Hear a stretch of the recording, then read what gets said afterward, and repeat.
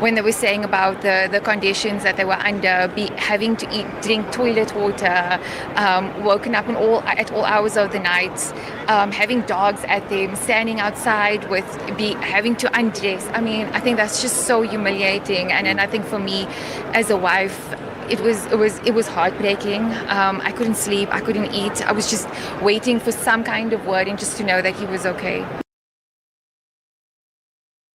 Welcome to This Week in Africa. Today's top story is South African activists that were detained in Israel finally come home. And also some other stories related to Julius Malema being convicted, new leadership installed in countries, and other stories from around the world. Sorry, we are late today, but we will just jump right into it. So we'll do our introductions before we get into today's story. So I'll turn it over to my co-host to do her introduction before I introduce myself. Yes. Hi, everyone. My name is Gloria Ayo. I am founder and host of The African Story, a show that it's my own little podcast. But yeah, what I do is delve into African history, and my way of, I guess, contributing to current affairs is actually through this platform, courtesy of Authentic African. So I'm very excited to be back. Awesome. Yes. And Gloria's platform is blowing up. She does a great job of telling you about today's stories, the context, historical context of different leaders. I've watched a few of those videos over the last couple of weeks. I don't spend much time on Instagram, but I do watch stories. Thanks for giving me time in spite of the schedule. Yeah, you guys don't know what my schedule is like behind the scenes, but it's nuts. And so, yeah, and I'm Joe Hatagwa, founder of Authentic African. Our goal is to help people do three things: visit, move, or invest in Africa, and invest in real estate in Africa.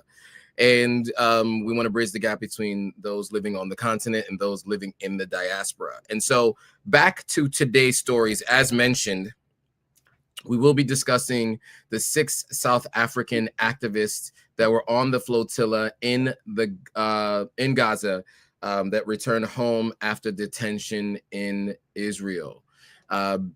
There are lots of stories floating around about the flotilla, no pun intended. There's a lot of conversation about what's happened, and we want to ensure that we give you guys the update.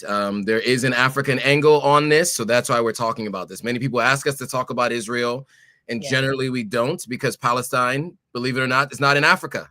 You might believe it is when you hear so many Africans talking about it at the United Nations, which we talked about last week.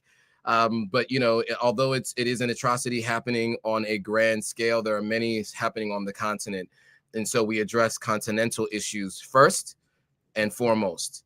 And in this case, the South African activists do actually have a story that now has us able to report on what's happening with the Palestine and Israeli conflict. So with that, we will play a video and we will have some commentary on the other side. 6 South African activists who were on board the Gaza Humanitarian Aid Flotilla returned home on Wednesday after being released by Israeli authorities. Speaking after their return, they said they suffered mistreatment during their abduction and expressed solidarity with Palestinians. Among the activists receiving a warm hero's welcome at Johannesburg's airport was Nelson Mandela's grandson, Mandla Mandela. We were subjected to all forms of brutality from then. But it's nothing compared to what Palestinians have been subjected to on a daily basis. We were kidnapped on international waters. Palestinians are attacked, maimed, and killed. The activists said they were subjected to harsher treatment than other detainees due to South Africa's role in the genocide case against Israel. On the Alma boat. We are the ones who took Israel to the ICJ and ICC, so there is a bit of anger about that. And we don't have an embassy in Israel. We have our embassies in Ramallah in Palestine. So our consular officials tried to come to us. They tried to come to us even from Thursday, and they were not allowed. And then when they finally saw us, it was Sunday. And on Sunday, they were only really allowed like 2 minutes, and they said time up, and then we said no. Israel has denied claims of mistreatment. The South African nationals were among some 450 activists arrested as Israeli forces intercepted the flotilla seeking to break Israel's Gaza blockade.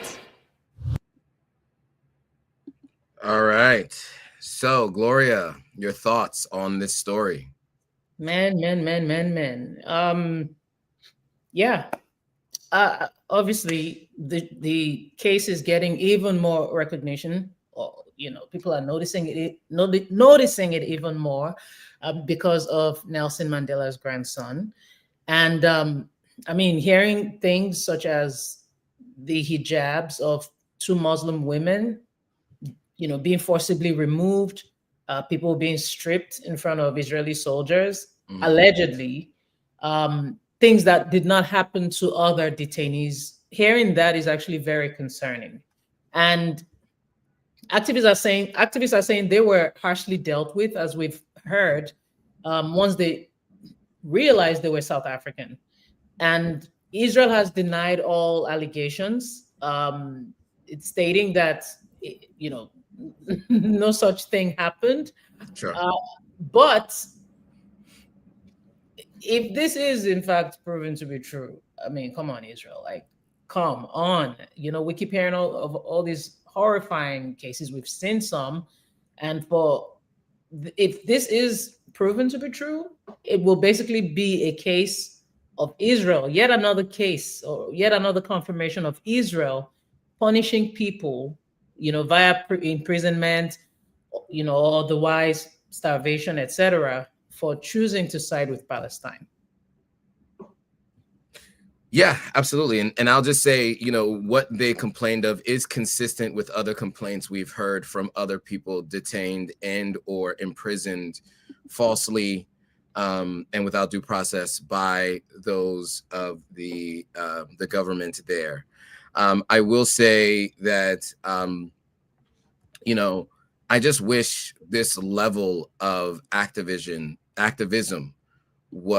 is taken and could be taken for countries on the continent of Africa.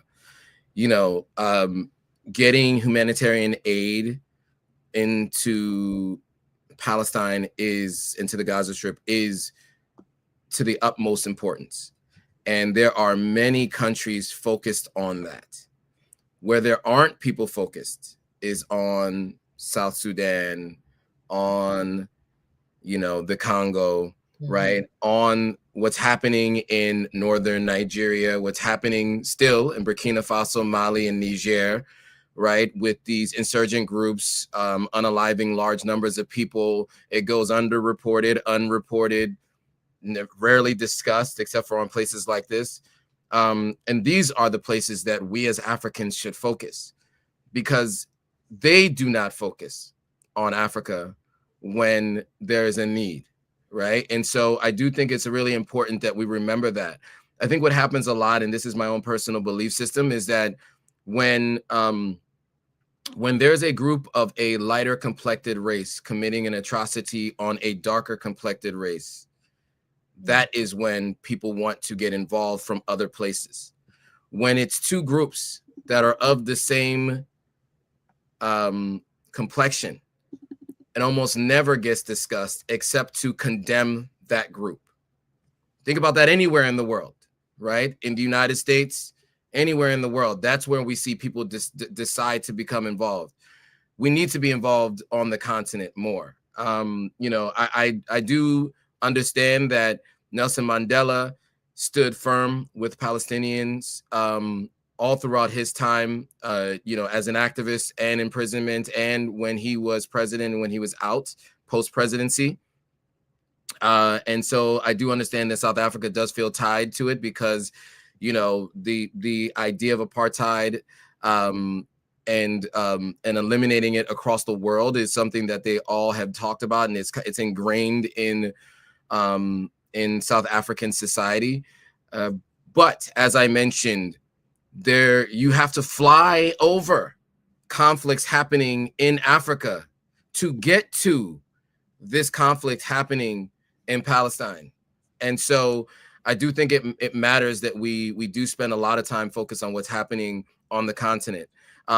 What happened to these folks is atrocious, and what continues to happen there is atrocious. And I just want to be clear that I don't support any of what is happening over in that part of the world. I just want to make sure we use this time to highlight what's happening on the continent of Africa, because it really does require as much spotlight as possible, because it gets overlooked always. So with that, we're going to stay in South Africa, moving on to Julius Malema and the fact that he was convicted of hate speech for urging supporters not to fear during the political rally. You guys might remember that big political rally that the Economic Freedom Fighters had. I think it was on the 10th anniversary of their party, if I'm not mistaken. And it was at a big football stadium, I think it was. And, you know, that was where he did the chant that was said throughout apartheid. And, you know, it was like, you know, I can't even say the words technically because YouTube, but it's, yeah, you can't say it. With the Boer, discussing the Boer, right? That's the only part of it that I can actually say. And so it's from anyone you speak to in South Africa, it's meant not to be a literal translation of unaliving white South Africans, but it's more along the lines of a chant of solidarity and ask for freedom. But anyway, we will play this video because it does seem South Africa may be a bit divided over this conviction. The Boer chant was dismissed by South Africa's Constitutional Court as historic resistance. But this time the Equality Court ruled he had gone too far. The court is very, very clear that all of us have got freedom of expression, but that freedom of expression should not, take place in a way that infringes the dignity of others. The court is very, very clear that political speech is welcome, political activism is welcome, but what is not allowed is propagation of hate speech or incitement to violence. The EFF has hit back, calling it a grave distortion of history, philosophy, and the nature of political speech in a democratic society.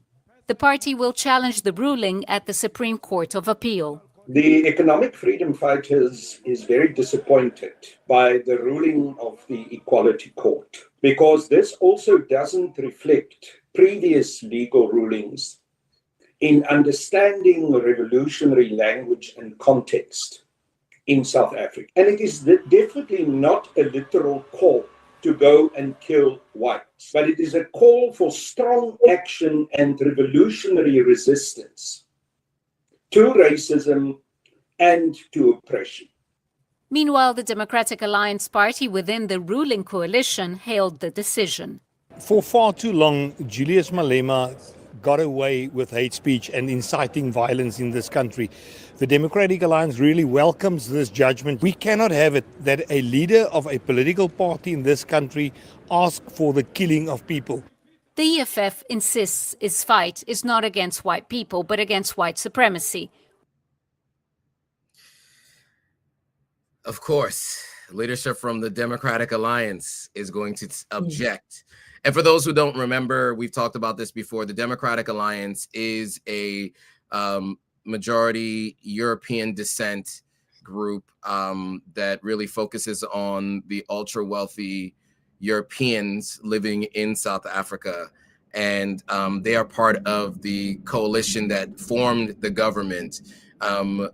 The party that formerly was the home of Nelson Mandela actually decided to partner with the Democratic Alliance, or the DA, as opposed to the EFF, which Julius Malema is a part of, to form their coalition government, which is the ruling party today in South Africa. So just want to mention that so you guys can pull that all together, who was just speaking and why you see somebody looking like that speaking on behalf of a political party in South Africa. With that, thoughts on the hate speech conviction of Julius Malema? Yeah, I mean, obviously, Malema is a long-standing, highly visible, polarizing political figure in South Africa. The EFF is known for their positions on land expropriation, nationalization of resources, their fight towards racial and economic inequality. So, of course, he's going to be in the spotlight for this. And this is not his first legal tussle. Previously, he's been convicted for hate speech. But this particular ruling is actually coming in a period when the EFF is more influential. I mean, they've been talked about, even by Trump. They're gaining parliamentary seats. They're forming part of coalitions, etc. He's already signaled that he will appeal. But people are arguing that no one should be above the law. People who agree with the conviction. They say no leader should be allowed to brandish weapons publicly. However, critics, including the EFF or people who are against this conviction, they see it as political persecution. They see it as selective justice. They see it as a case of racial bias. But I do want to point out one key legal nuance that we should all note. Under South African constitutional rules, a member of parliament may be disqualified if sentenced to more than 1 year in prison without the option of a fine. This raises the stakes. If the sentence exceeds that threshold, Malema could actually lose his parliamentary seat and political office. So if a leader with such prominence is found guilty, there will definitely be ripple effects. There could be a leadership vacuum in the EFF. There could be fights for succession.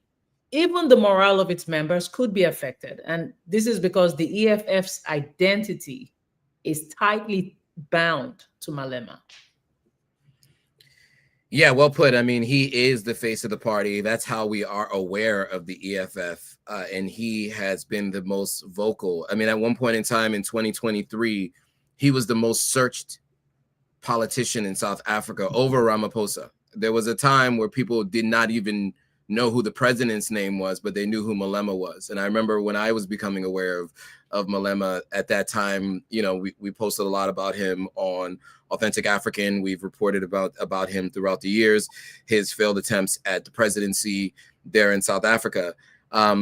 He is one of those people that, is, as you mentioned, he kind of is the face of that party. And so, yeah, I mean, depending on how, what the sentencing ends up being, this could be a way to get him out of their hair, I should say, and make their lives a little bit easier, because he does often act as a thorn in their side to the leadership there in South Africa, because he does call them out for all the things that we want all politicians to be called out when they're doing it. And so we will see what happens. It will be a very sad day if that's what they do, but we will find out. We'll find out. We'll watch this story closely and keep you guys posted. All right. So we are kind of going through these stories rapid fire because we're a little bit late today, and that's on me. And we have some pressing matters to attend to, but we still wanted to make sure you guys got this live stream. So, obviously put your comments in the chat. Definitely comment on, the replay as it gets posted. All right, so moving on to the next story. The mystery deepens over missing Kenyan activists in Uganda. So there was a disappearance of 2 Kenyan activists in Uganda. Of course, Ugandan police deny holding them in their custody. And that was 6 days after they were reportedly abducted by armed men in security uniforms in Kampala, Uganda. The police spokesperson says that there are no formal reports of their abduction and that the 2 are not being pursued for any offense. In the meantime, 2 Ugandan lawyers have filed a habeas corpus application at the Kampala High Court, seeking to compel authorities to produce the missing activists. and reports, and then there are reports that the family members and human rights activists met with Foreign Affairs Principal Secretary in Uganda to seek answers over their whereabouts. So we will play a bit of this video and have some commentary on the other side. Tonight we begin our bulletin with the growing mystery surrounding the disappearance of two Kenyan activists, Bob Njagi and Nicholas Oyo, whom Ugandan police now deny holding in their custody 6 days after they were reportedly abducted by armed men in security uniform in Kampala. Uganda police spokesperson Kituma Ruzoke says there is no formal reports of the abduction and that the two are not being pursued for any offense. In the meantime, two Ugandan lawyers have filed a habeas corpus application at the Kampala High Court seeking to compel authorities to produce the missing activist. And as the Gatete Njoroge now reports, family members and human rights activists met with Foreign Affairs Principal Secretary Korir Sing'oei in a bid to seek answers over their whereabouts. 6 days after their broad daylight abduction in Kampala, Uganda, authorities have finally broken their silence, sparking renewed concern over the rise of cross-border abductions in the East African region. Good morning, our viewers. Uganda police spokesperson Kituma Ruzoke, while addressing the media, defended the police, maintaining that the two missing individuals are not in their custody. I don't have any information to the effect that they are in police custody, nor do I have any information that they are accused by police. Now, maybe we should give some context to this story, right? So Bobi Wine, who's the opposition leader, young opposition leader in Uganda, to the current president, who has been there over 20 years, 30 years now at this point. I don't even know how long he's been in power. Sorry, you're talking about Museveni? Yes. He's been there since 1986, I think. Okay, so we're talking about almost 40 years. So as I was born in 84, so for context, I'm 41 years old, right? So almost my entire life. So Bobi Wine, young activist, political leader that has the hearts and minds of many young people in Uganda, who has been arrested recently and all kinds of other things happening to him. These two Kenyan activists traveled to Uganda allegedly in support of Bobi Wine, and they were allegedly abducted by security forces in broad daylight in Uganda. And so this story is kind of just following up on those discussions that happened about 7 or 8 days ago. I think it was reported. And so your thoughts on this story, Gloria? My. We're beginning to see even more cross-border repression in East Africa, where activists who support opposition movements in neighboring countries are being targeted.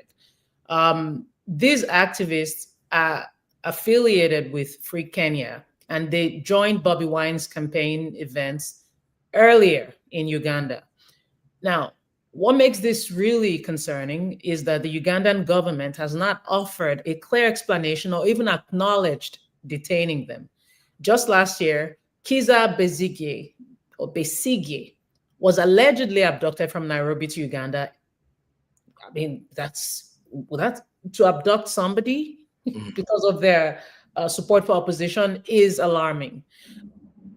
Moves like this, often serve two purposes: to suppress dissent while sending signals to opposition movements that political activism bears personal risk across national lines.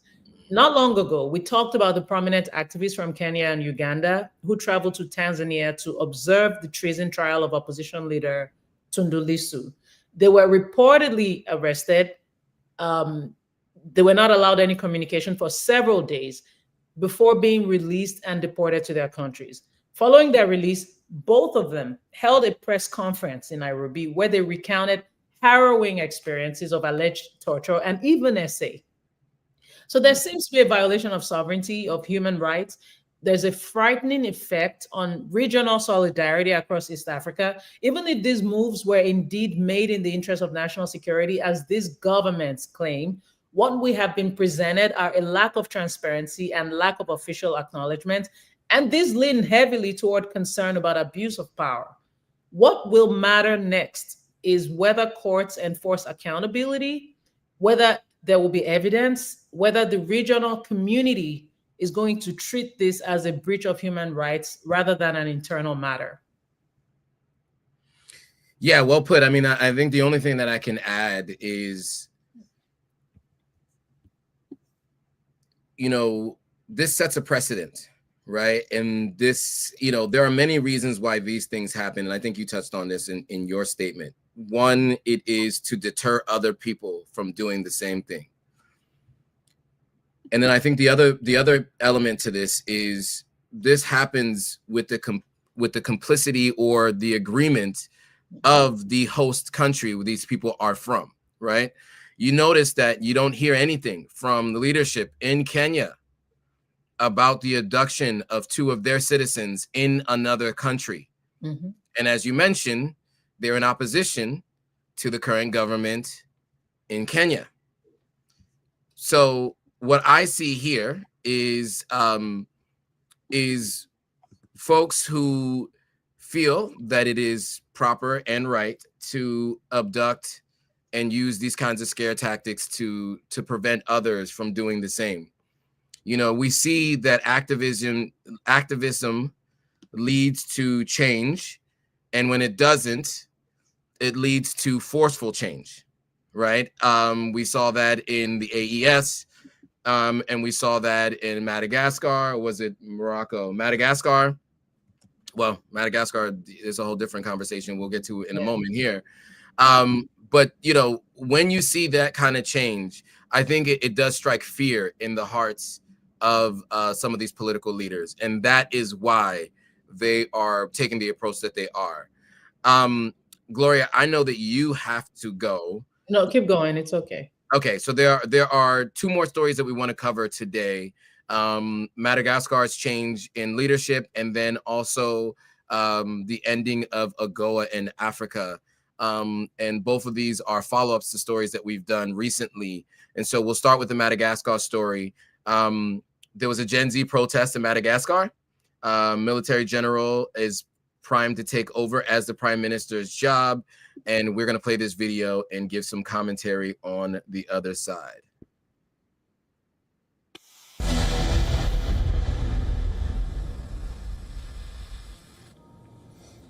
Gen Z in Madagascar is unhappy with the appointment of a new prime minister.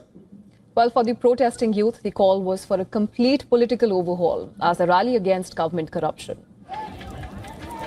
Fresh protests broke out in the capital as the youth remained disappointed with the appointment of an army general as the new prime minister of Madagascar. Many call it a whitewash as they continue to demand the president's resignation and sweeping reform in government institutions. A new prime minister? It's not a new prime minister we want, it's a change in the system. Is the prime minister going to come down here and take care of the Madagascans? No. What can he do? What is he going to change? What is he going to change in 6 months? I saw that the president gave him 6 months to assess his abilities. So, and this reminds me of what happened in Kenya, right? And in Kenya, the protest that you guys might remember, we reported on and talked about at length, led to the president Ruto actually firing his entire cabinet, but he stayed in office. And those protests were calling for him to resign. And so the youth of Kenya are dissatisfied with that. What we're seeing here in Madagascar seems like a close parallel to that, where the president remains in power, installed a new prime minister, and it still seems as though the youth are still are not satisfied with that because they were asking for his resignation, and what he did was just install a new prime minister. From what it seems, your thoughts, Gloria, on this story? And that's what concerns me about leadership in Africa. The pattern of dictatorship, of authoritarian rule that we've seen across the Africa becomes normal. It becomes normalized, and that's why I say leaders, get progressively worse throughout Africa, to where we look to the past and we romanticize certain leaders because it just keeps getting worse. When I think of a country like Nepal, if we're comparing the protests, if we're talking about Kenya with the Gen Zs, Nepal was Gen Zs, Morocco Madagascar, what you'll see is that Kenya kept going, fighting hard, did it in 2024, did it again in 2025. The man just refused to leave. In Nepal, on the other hand, I mean, it got to a point they did have to fight and they lost a lot as well. But at some point, the prime minister resigned, right? We don't have that happening in Africa. They will stay there, claim to reshuffle cabinets or whatever, but the issues are still there. So it's usually a way to just, and Ruto did the same thing, just a way to appease the protesters. But protesters, back to Madagascar, they're refusing the new appointment. They're demanding a full regime change rather than this superficial reshuffling. And I see why. What the president has done is he's blurring the boundary between military and civilian power because democratic institutions may be sidelined under the banner of stability. What unfolds next hinges on whether this president is going to allow parliamentary, judicial, and electoral commissions to operate independently. Whether the military's role remains restricted, we need to see that as well. And if protesters are going to, to maintain this momentum, is going to determine a whole lot. It's just heartbreaking that Africans who want better for themselves and for generations to come have to pay such a heavy price. And it's like, whatever, how does this ever end? What is the resolution? You think NSARS, how did it end? The same people are still in power. Yeah, absolutely. And I'll say this, there's always this conversation about the slippery slope argument, right? When unusual means are taken to get the result that you want, people who are bad faith actors can look to that to copy.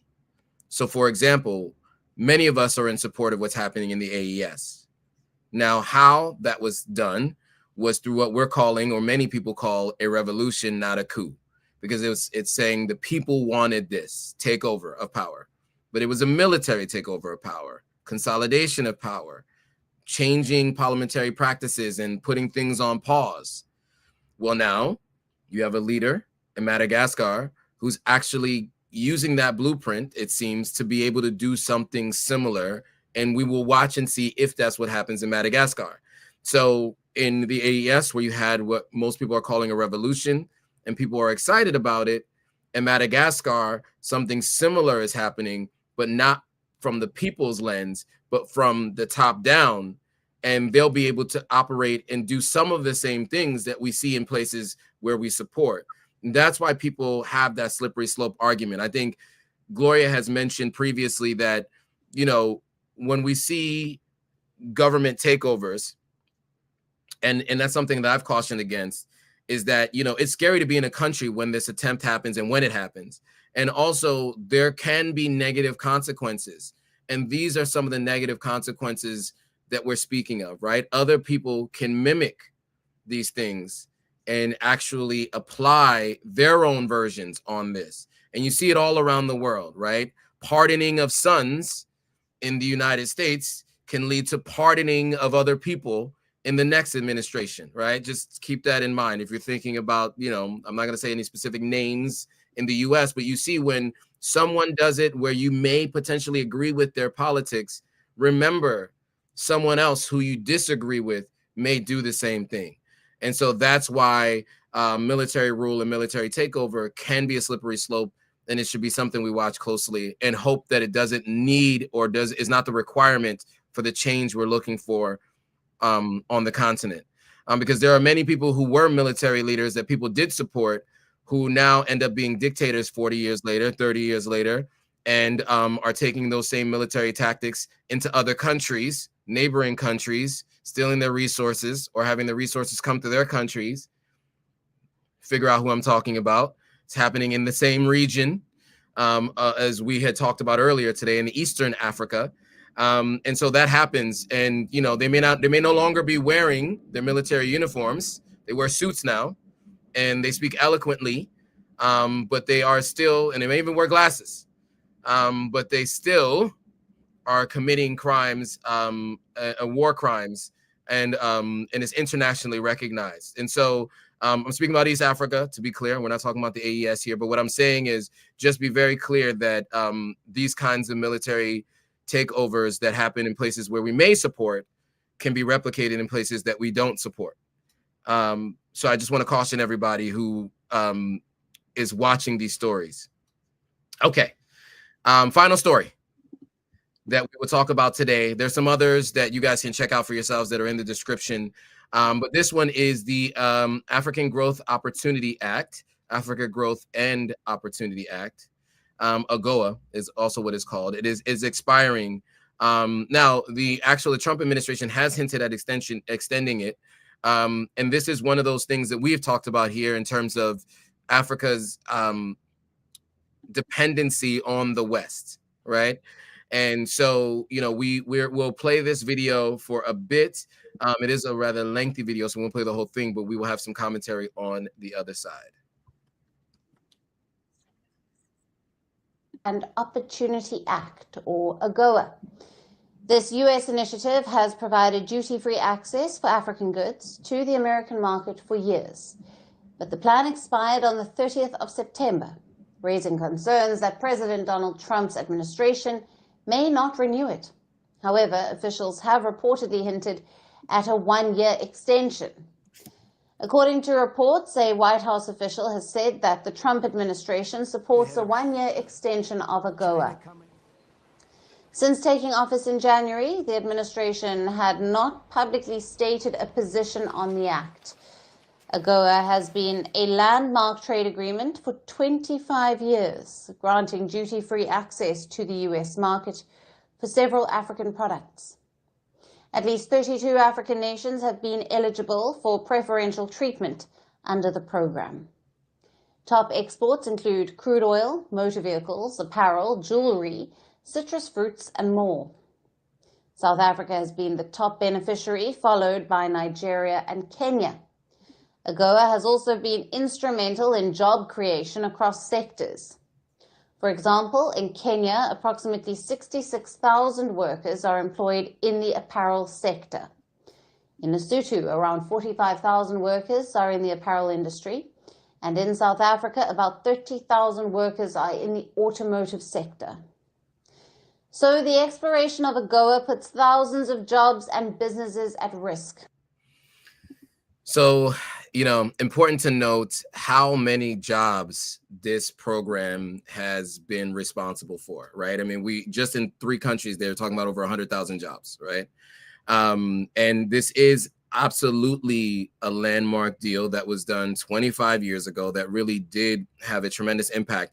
3 of the countries that you saw there, South Africa, Kenya, and Nigeria, are also the 3 biggest economies in Africa, and largely in part and due to this deal. So as we've talked about previously, right, we want to see more inter-Africa trade, but we do see that this AGOA deal has been really useful. And then, of course, tariffs and other things have taken dents into this, or put a dent into this deal. But your thoughts on the expiration and potential maybe 1-year renewal, but then not the 1-year extension, but not the actual continual renewal?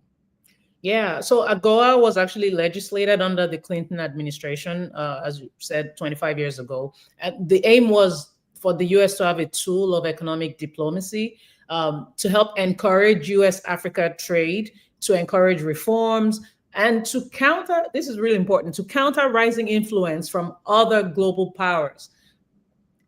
Estimates suggest, now to the implication of, you know, Trump's decision to end it, estimates suggest that AGOA-dependent industries may lose up to 1.3 million jobs across Africa if there's no replacement or if there's no extension being secured. Now we have a whole year. Some countries, in spite of this, are now projecting export declines of 8.7% by 2029 due to this shift. Some factories in Kenya already say they will lay off, you know, hundreds of workers or more, at least 1,000. Countries that heavily depend on apparel, horticulture, agro exports to the US are facing greater shock because AGOA also served as a geopolitical balance between China's rising influence. This move by Trump has actually opened space for China, for India, for the EU, and for other countries to deepen their leverage in Africa. Without rapid legislative revival or an alternative framework, while the one-year extension seems like some sort of relief, many export sectors, particularly in textile and agriculture, will struggle or even collapse. So now to African governments, listen, the clock is ticking, okay? You have to moderate this damage and you have to renegotiate new trade terms. As we've said many times on this show, you have to start looking to trade within regions. We have to expand this. I mean, these are, we're talking about South Africa, Kenya, Nigeria. These are powerful countries economically that could do things, make moves regionally, among themselves. But yeah, we'll keep our eyes on this one. I'm excited, for the relief, but I'm also concerned about what will happen afterwards. Maybe it's just buying us some time. Yeah, that's a good point. And so, I think Pittsburgh Dude 87 says the goal of the Clinton administration was to exploit cheap African labor to maximize profits for American corporations, and the same in China as well. You saw the United States under Clinton. When he left office, America had a surplus. Now America is almost $30 trillion in debt. I don't know what the number is today. After 2 wars, in Afghanistan, in Iraq as well, and in others. So yeah, maybe so. But with that, you saw a strengthening of a China middle class and a growth of China, like an accelerated growth of China. And then you've also seen the similar kind of growth in Africa. So even though it was exploitative, cheap labor for American companies, it was also an opportunity to accelerate the growth and job market for many who did not have them previously. I do think that these countries should apply what Gloria said and, take what has come from these industries built, these factories that were producing, and find other ways and other places to sell those goods. Because there are plenty of other consumer societies, nothing like the United States for sure, but there are other places around the continent that these products and services can be shared and sold to. And we just need more intercontinental trade, as you mentioned. So not much more to add there. We are at time, and we were actually very, very late. Did you have something you wanted to add? Do you have time for the headlines? I can. Okay, if you can. But we can just run through them very quickly. Let's do that then. So we have some headlines we can run through. So let's do that, and then we will let you guys go for the day. But before we do, I do want to shout out Jada. Jada has been a big support and sent that super sticker. So shout out to Jada, and I also, Jada, I saw your Cash App too. Jada is helping to support the channel, so appreciate Jada. I did have a consultation with her about her travel to Sierra Leone, so I look forward to hearing from you on that. And she also supports your channel as well, Gloria. I am monetized, by the way. I'm a YouTube partner. Yeah, so Gloria is a YouTube partner. But Jada's also shouting you out because she's a big fan of your channel as well. So I just wanted to shout her out because she took the extra step to support financially. We don't ask a lot. We don't really ask for that on these live streams often, but if you want to, feel free to. I mean, all that information you can find in our descriptions. You can find us, and you know where to do that. We will not find any of your support. I will not. Absolutely not. It's necessary. You have no idea how much I spend monthly to keep this operation afloat. The stories from around the world, around the continent, excuse me. So we put some of them in the description. Feel free to pick and choose in what order you'd like to go through them. So yeah, I'll turn it over to you. Yeah, Ali Kushaib, a former Janjaweed commander, has been convicted by the International Criminal Court for war crimes and crimes against humanity committed during the Darfur conflict in Sudan between 2003 and 2004. So the court found him guilty of arranging widespread attacks on civilians, including unalivements, essays, forced displacement, Yeah, so that's what's going on. And why this is significant is that at least we're seeing some sort of accountability for victims of the Darfur genocide, which claimed over 300,000 lives and displaced millions. Yeah, I mean, finally, someone coming to, you know, I guess the I guess the word I'm looking for is justice to some degree is prevailing. All right, any other stories? Morocco again is still in the news because the Gen Z-led protests have, as you know, erupted as we discussed last week. They've erupted in several cities over what demonstrators are calling misplaced national priorities. You know, young people, Gen Zs, have criticized the government's heavy investment in international sporting events such as the 2030 FIFA World Cup and this year's Africa Cup of Nations. So they're fighting for basic sectors such as education and healthcare because those sectors remain underfunded. And the government has been still cracking down on these people. Very disappointing. Absolutely. Yeah.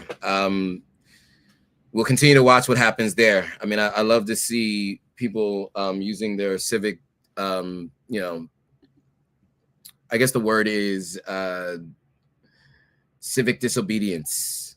And so, yeah, we'll see what happens when this is all said and done. I hope we see some change there in Morocco. Yes.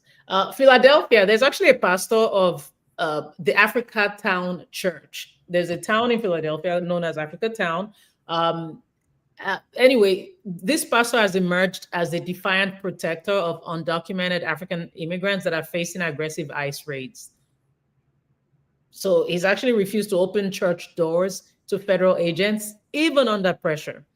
And he has people from Liberia, Nigeria, Sierra Leone, and he has said, no way, he's standing, he's very defiant. I thought that was really interesting. Yeah, I mean, this is a tough one for me because, of course, as someone who is a child of immigrants and who supports immigration heavily, I get worried because, you know, you're in open defiance publicly, right, makes you a target for, you know, because at the end of the day, it's still technically illegal according to, now, slavery was legal. Doesn't mean it should be illegal, but it is. Right. So to be clear, you know, at one point in time, Jim Crow was legal. Slavery was legal. It doesn't make it right, but they were. It is illegal to harbor those who have overstayed visas or who aren't on any paperwork. And so I fear for how the militarized ICE will approach this. You know, we've seen all kinds of videos of people being slammed to the ground, beaten, taken into custody, American citizens, or those who aren't American citizens. I mean, in general, the due process is required, but not utilized, right? So I fear for that. And I wish something like this was kept silent and kept it to himself, right? Because I think if you're going to take that stance, you're only putting a bullseye on your back. And when I say bullseye, I mean it literally, right? And I say on your back literally, because they will apply all force they deem necessary. So I'm very concerned about that. And you know, I guess we'll watch this story closely and see what happens. Yep, we'll keep our eye on that one. Andrew Cuomo is actually in the spotlight, and so is Uganda. So basically, former New York Governor Andrew Cuomo has publicly criticized New York State Assemblyman Zoran Mandami for comments suggesting dual citizenship between Uganda and the United States should be accepted. Cuomo labeled Mandami's remarks as reckless, especially in the context of Uganda's recent political turbulence and President Museveni's long-standing regime. We've talked about Mamdani, who was actually born to Ugandan academic. So his father was a Ugandan academic, and an Indian filmmaker, and he's faced scrutiny over his ties to Uganda despite his American citizenship. So this is really interesting. You know, we're talking diaspora identity, we're talking loyalty, just basically the complexities of dual nationality in politically fraught contexts. Yeah, and so just real quickly on my thoughts on this. I mean, look, I understand any country that fears someone's dual loyalty. I just think you should apply it to everyone, not some, right? So what do I mean by that? Well, there are many people who do not have to disclose their dual citizenship. I am a dual citizen, just, full disclosure, of course. And many people you will see on this platform would be dual citizens, of course. And, we are proud of all of our identities. Maybe we're naturalized in one place and we were born in another. But look, here's what I will say. There are many others in political office who do not have to disclose any other citizenships. There's plenty of speculation of people who have dual citizenship to nations committing atrocities halfway across the world. We don't know who they are because it's not public record and they don't have to say it. But there are definitely political action committees that have many people who are of dual citizenship, who are investing significant amounts of money in campaigns of those who may only have U.S. citizenship. And they, of course, have the ear and the policies of those who are in office or who want to be in office. So I think we should apply that across the board if we're going to have that level of scrutiny for who's likely to be the next mayor of New York City. I'll leave it at that. I got a lot more to say there, but I'll leave it at that. I am a voter in New York City. I voted in the primaries and I will be voting in the general, and that's all I will say. But and very passionate, apparently. Very passionate. I'm not a fan of anyone who lies about mistakes that they make while in office, and even if it means that it's going to be a black eye on them because you made a mistake that led to the unaliving of multiple people, the most vulnerable of us in nursing homes, and you're clearly on emails where you can't tell me you didn't read the emails, you responded to those emails, you are on the email threads, and the other things they say are alleged. You and your brother just happen to be allegedly very friendly and handsy, with your brother with his boss at holiday parties, you with many people allegedly. So to then, call out dual citizenship or loyalty, there are many more problems you have, sir. So I'll just leave it at that. And I was a big supporter during the pandemic at one point in time. I thought this looked like leadership with the PowerPoints, et cetera, et cetera. But to find out what I found out afterwards, I'm very critical of that individual. So, that's my thoughts there. And I do like that you're able to balance things. You're not just standing on a hill. Even when a certain leader is doing things incorrectly, you don't just stand on the hill forever. It's okay to say, you know what? Okay, I can't ride with you on this one. You know what I mean? That's how that's what integrity looks like. So well done. Appreciate that. Yeah. I mean, I stand on principles. So, you just acknowledge it, accept it. Like, I made a mistake. I'm sorry people did. We did the best we did with the available information at the time. That's what you're supposed to do. And if that's what you did, that's what you just say. You don't deny it and lie and pretend that you didn't do that. And then the other stuff too. Anyway, who doesn't have those issues? Someone who they feel has dual loyalty to two different countries. So he may have other issues that you might have issues with, those who don't support, but those issues he doesn't have. Anyway, with that, I think that's the last story of the day. Was that the last one? Well, just the whole thing going on in Malawi with Peter Mutharika being the new president. We talked about it last week. Oh, yes. There was one more. 85-year-old leader who returned after previously holding the office until 2020. So yeah, but he's pledged to fight corruption. Well, yeah, don't hold your breath, but yeah, I don't know much about what's happening in Malawi, so I can't speak to that. All I can say is, as we've talked about before, new leadership, many times younger leadership, but leadership that focuses on the will of the people is what's required on the continent. And so new leadership and younger leadership doesn't automatically mean reflective of the people. So I think it's those three things in combination, or at least two of those three, which the most important of those being the reflecting the will of the people. That's what we'd like to see in office. And so if that's not what we're seeing in Malawi, then we're hoping to see a change. So yeah, sorry, I was on my soapbox about the New York mayoral campaign. I loved it. We need more. I'm gonna bring more stories like that. Yeah. So also merch is coming soon, stolen from Africa.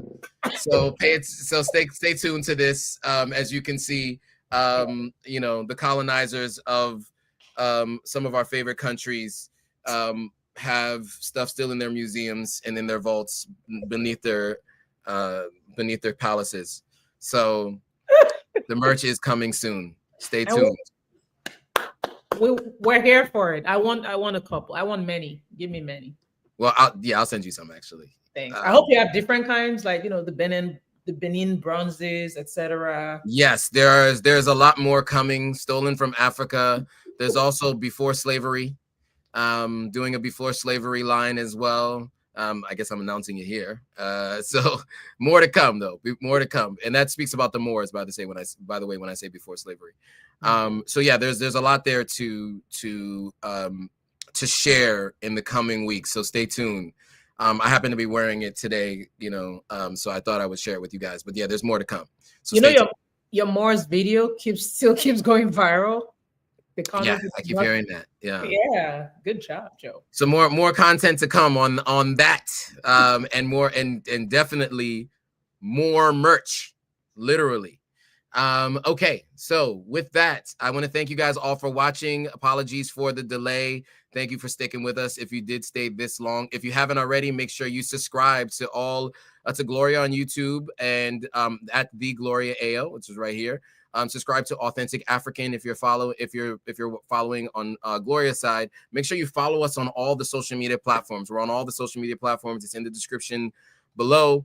If you haven't already, share this with anybody you know who's curious about what's happening on the continent of Africa. Make sure you hit that like button, hit that thumbs up, so that we can make sure that this gets in front of more people. And comment if you haven't already your thoughts on any of the stories that we covered today. Thanks to those who were really involved in the chat today. We couldn't get to a lot of your comments.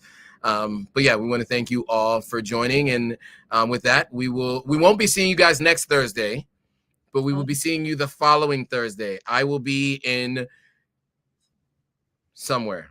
I don't know if I can say where I'll be. I will be in another country in Europe, actually, for the day job. So we will not be able to go live next week, but stay tuned for the following week. We'll talk about stories that happen between now and then. And with that, guys, thanks for watching. See you all in the next video. Bye, guys.